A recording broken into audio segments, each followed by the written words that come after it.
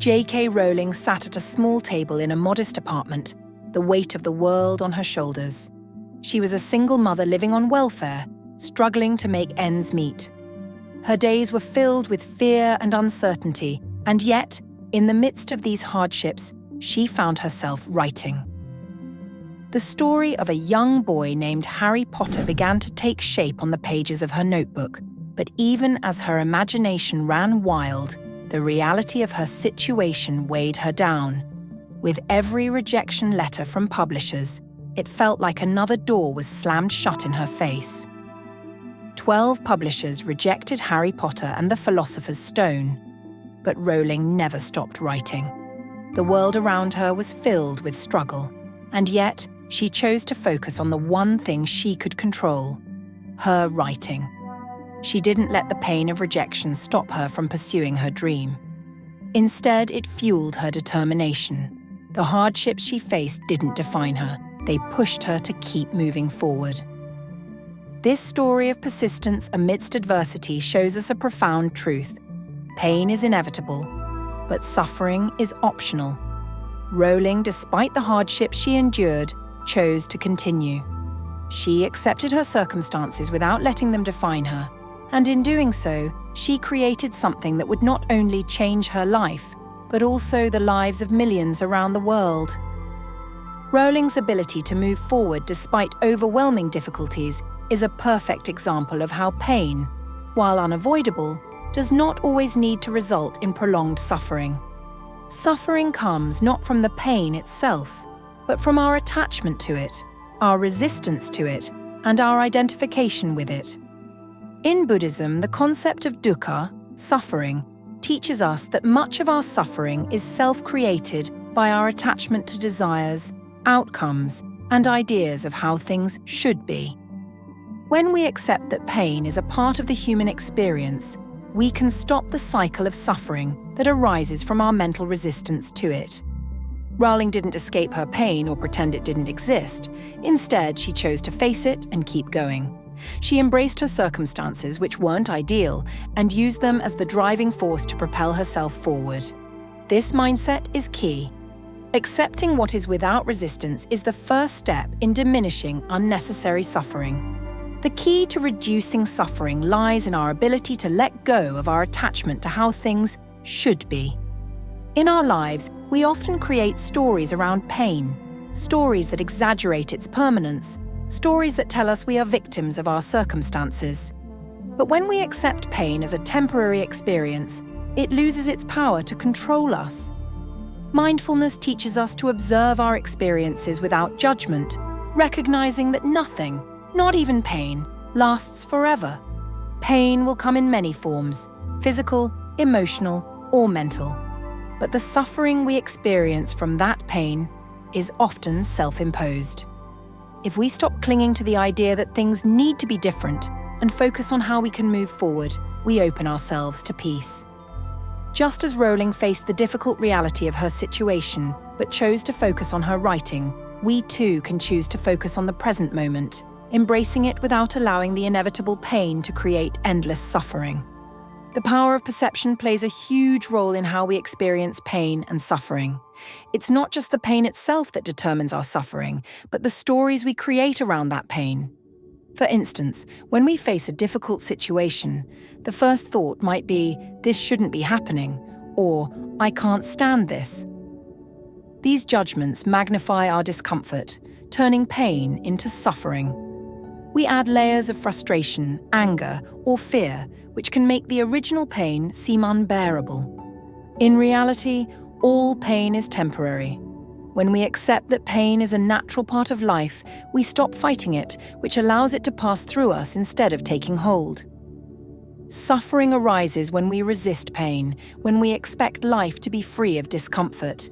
It's when we feel that life should be smooth and easy that we start to build our suffering around the natural pain of living. But if we learn to embrace the present moment, with all its imperfections and challenges, we can let go of the mental stories we create about how things should be. We can recognize that just like the pain itself, suffering too is a passing experience. Pain is an unavoidable part of life. Whether it's the physical pain of an injury, the emotional pain of a breakup, or the mental pain of worry and anxiety, we all face discomfort in different forms. But what truly causes us to suffer is not the pain itself, but our reaction to it. When we experience pain, we often respond with resistance. We try to push it away, avoid it, or wish it weren't happening. The more we resist, the more we suffer. In Buddhist philosophy, this is called the Second Noble Truth, which teaches that suffering arises from attachment. Attachment to our desires, expectations, and the way we want things to be. When we attach ourselves to an outcome or a particular desire, we inevitably create suffering when reality doesn't match our expectations. For example, if we are fixated on achieving a specific goal and that goal is threatened or delayed, the disappointment we feel is often amplified by our attachment to the idea of how things should be. However, the Buddha also provided a path for us to free ourselves from this cycle of suffering. The solution lies in non-attachment. Instead of holding tightly to our expectations and desires, we can learn to let go. This doesn't mean abandoning our goals or resigning ourselves to a life of indifference.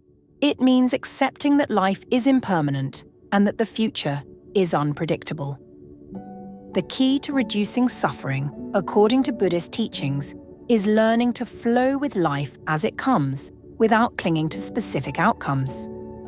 This acceptance of impermanence is crucial because it helps us view pain and discomfort as temporary experiences rather than permanent states. When we understand that pain, whether emotional or physical, is fleeting and will eventually pass, we are less likely to hold on to it and create unnecessary suffering.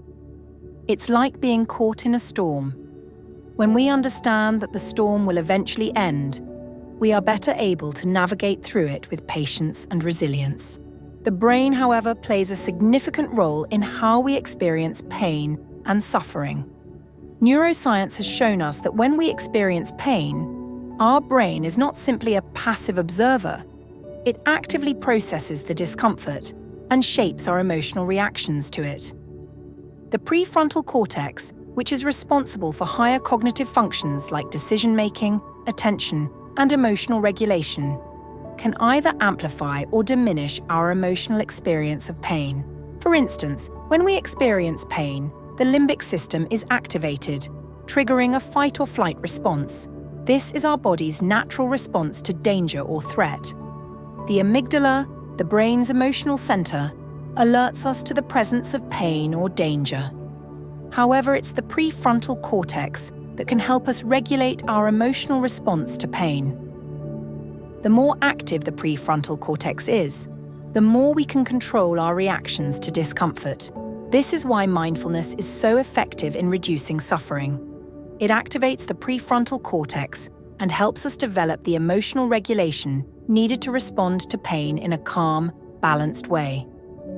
What's fascinating is that the prefrontal cortex doesn't just help us control our emotional reactions, it also plays a role in cognitive reframing. When we experience discomfort, the prefrontal cortex helps us interpret the situation in a way that can reduce the emotional intensity of the pain. When we believe that something will help us feel better, our brain often produces real physiological changes in response to those beliefs. This is a clear demonstration of how the mind can influence the body. Our perceptions and beliefs have real power to shape our physical and emotional experience. This principle is also seen in chronic pain sufferers. People who experience long-term pain often report a reduction in symptoms after engaging in mind-body practices like meditation, yoga, or even simply by adopting a more positive mindset. The act of reframing pain, choosing to see it as temporary and manageable, can lead to real changes in how the brain processes and responds to pain. How can we apply this understanding to our own lives to reduce suffering? It starts with mindfulness. Mindfulness teaches us to become aware of our thoughts and feelings without attaching to them. Instead of identifying with pain or discomfort, we can observe it as something separate from who we are. When we experience pain, We don't have to let it become part of our identity. By simply observing it without judgment, we can prevent it from becoming the source of unnecessary suffering. Another technique is cognitive reframing, which involves changing how we interpret difficult situations. If we face a setback, instead of seeing it as a failure, we can reframe it as an opportunity to learn. By changing our mental narrative around pain, we can drastically reduce the emotional weight we attach to it. This simple shift in perspective can transform how we experience even the most challenging moments. Finally, self-compassion is key to reducing suffering. Often we are our harshest critics, especially when we are in pain. We tell ourselves, "I shouldn't feel this way," or "I'm weak for struggling with this." But practicing self-compassion means treating ourselves with the same kindness and care we would show to a loved one going through a tough time.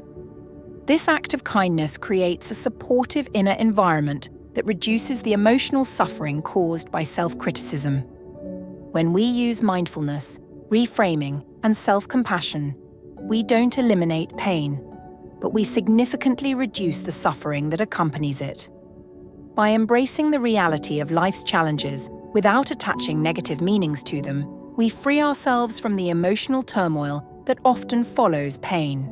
Life will always present us with discomfort, but it's how we respond to that discomfort that determines whether we will suffer. And in that response, we have the power to change how we experience the world around us.